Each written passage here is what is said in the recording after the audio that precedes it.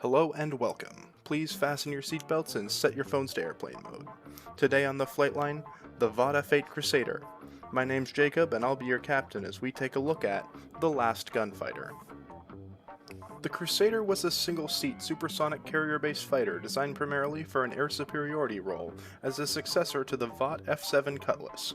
It served with the U.S. Navy, U.S. Marines, French Navy, and the Air Force of the Philippines. It first flew on March 25th of 1955 and entered service in September of that same year.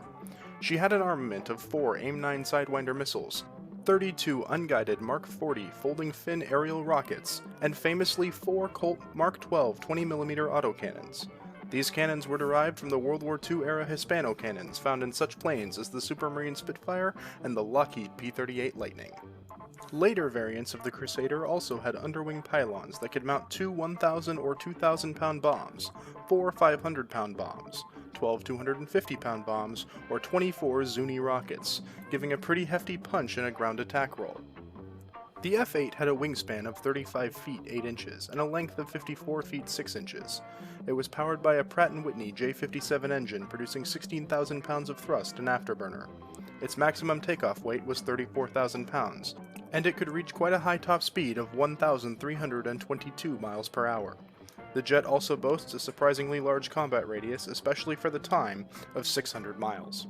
The Crusader had several noteworthy design features, the most obvious being its variable incidence wing. This isn't to be confused with a variable sweep wing such as on the F-14 Tomcat. Instead, the F-8's wing pivoted up and down, which allowed the pilot to change the angle of attack without pitching up. This was primarily done to aid with cockpit visibility during carrier landings. To help this even further, the aircraft had leading-edge slats and trailing-edge flaps. She also featured all-moving elevons, an area rule fuselage, and a largely titanium airframe, which was no easy feat at the time given the limited industrial knowledge in titanium metalworking. Most of the United States' titanium manufacturing knowledge comes from the A-12 Cygnus program, which wasn't for another 7 years.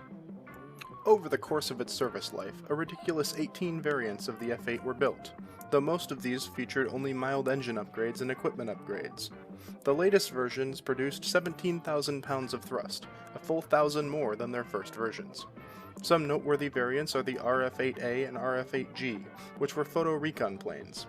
Some later variants were fitted with a radar illuminator for guiding the AIM-9C, a radar-guided version of the usually heat-seeking Sidewinder missile. The F-8 is actually the only aircraft ever fitted with the AIM-9C. Although the Crusader is famous for being the last U.S. jet fighter with guns as the primary armament, it is also the first operational jet fighter to be able to achieve a speed of over 1,000 miles per hour, and actually held the national speed record for a time. The F-8 served a long time, nearly 25 years, and in that time saw service in a lot of unique places. Its first combat mission was photo recon of Cuba during the Cuban Missile Crisis, but just a few years later she got a chance to fire her guns in the first air-to-air engagement of the Vietnam War, on the 3rd of April 1965.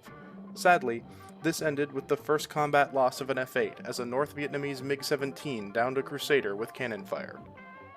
The F-8 would get a chance to strike back, however, with 19 air-to-air kills throughout the war, and a 19-to-3 air-to-air kill-death ratio, the highest of any Vietnam-era fighter. 16 of the downed enemy aircraft were MiG-17s, with the last 3 being MiG-21s. Despite its moniker of the last gunfighter, most of these kills came from the jet's AIM-9s, as the autocannons were quite unreliable. While 3 air-to-air losses sounds good, there were 170 total losses during the war. The rest of these losses are credited to AAA seen on the many bombing runs performed by the jet, and accidents, which the F-8 was no stranger to.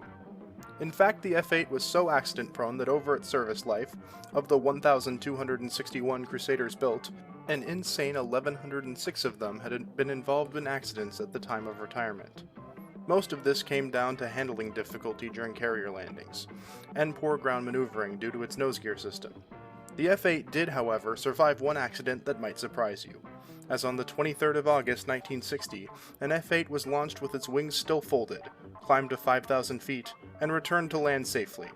Upon his return, the pilot commented on the plane's poor control responses with the wings folded.